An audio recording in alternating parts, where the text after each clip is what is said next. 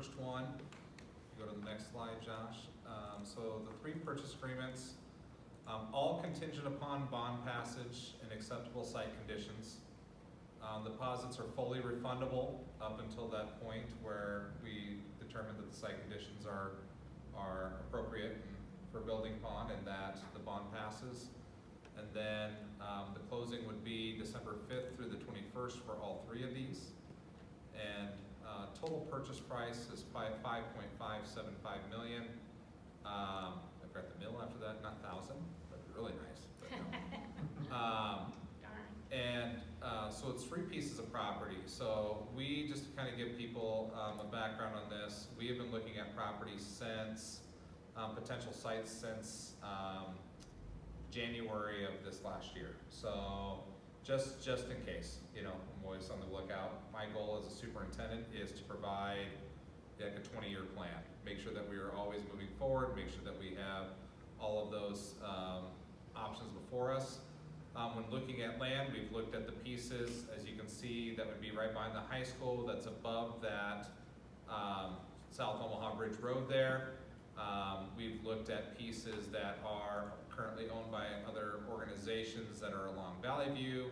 I looked at pieces around Lake Manawa. I've looked at pieces that go, if you follow the road south of town on the way to Glenwood, some property out there. Looking at what would be an appropriate site for an elementary school. What you're looking for is approximately 30 acres. The reason you want 30 acres is because elementary schools, unlike middle schools or high schools, it's ideal if they're single level, and so you need more square footage, more acreage in order to get the building on the land. Plus you have parking in case you have parent events or anything like that. You have egress to make sure that it's easy for parents and buses and staff to get in and out of the parking lot safely. You have playgrounds and any other recreational space that go along with being an elementary school. And then you want to be able to have buffer, because the good thing about being in a community and about being in a residential area is that you're accessible to be walked to. The bad thing is that when you leave school property, you're automatically in the houses and it's harder to find. So if you can have children if they decide to escape. So having that buffer zone is important as well. So we talked about 30 acres is ideal. We could get away with 20. So we looked at kind of everything in between. Also looked at purchase price. And then we looked at what was, when we did our community engagement and we did our staff engagement, you know, when we were having our meetings back in February and March, the big thing that kept coming up is centrally located. They wanted something that was along with the other campuses, so that way parents didn't necessarily have to travel between buildings far distance, that any growth would happen close to the campus, so we can have students more involved in activities and events. Right now, we do not really transport craft students to the other campus unless it's by grade, just because it's, to be honest, it's such a hassle to do so, to get them down and back and etc. Versus if they're this close to the main campus, we can have them participate in more activities that are campus-wide. We talked about, you know, what we could do as far as like homecoming events or other main events, just having them come and utilize the campus.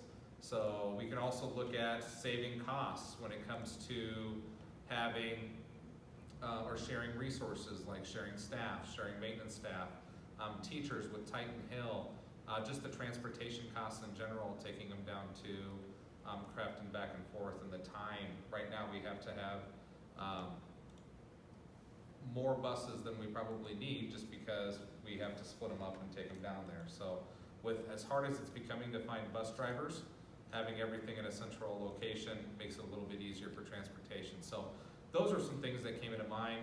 So we looked at about 6 or 7 different properties. Some were really easy to cast off right away because either owners were not willing to engage in a conversation that would allow the school to purchase the ground.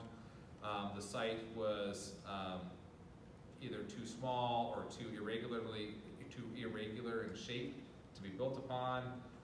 Or to be honest, just wasn't really, we would consider centrally located because some of the sites were just as far away from the current campus as Craft currently is. And so those things were instantly kind of cast aside. We did look at most, and we've spent most of our time looking at the property south of the South Omaha Bridge Road and the property north of the South Omaha Bridge Road, which would be directly behind the main campus. The area south is all bare ground, so easy to be built upon. It is a little low, so we would have to build up the physical structures wherever they go, but the same can be said with the area north of the Omaha Bridge Road. That area includes businesses and land that has been just recently acquired.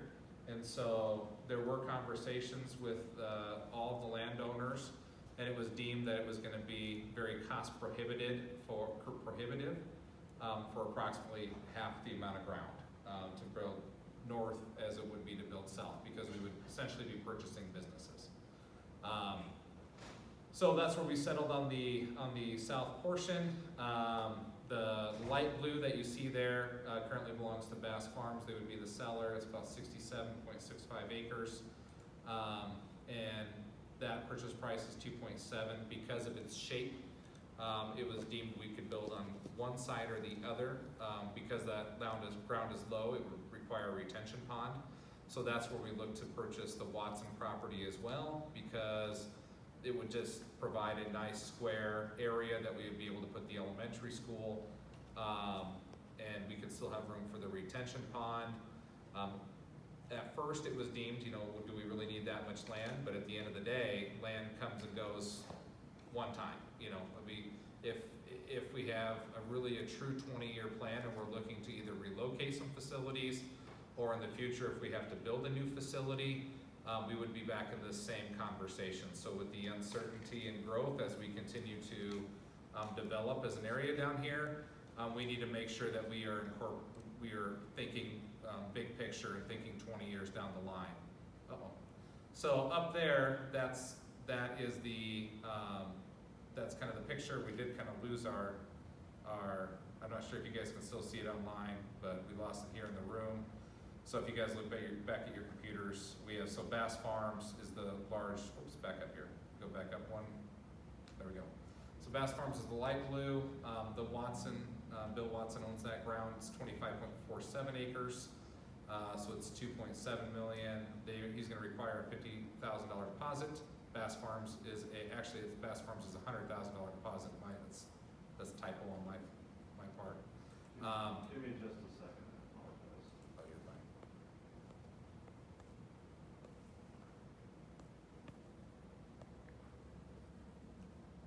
All right.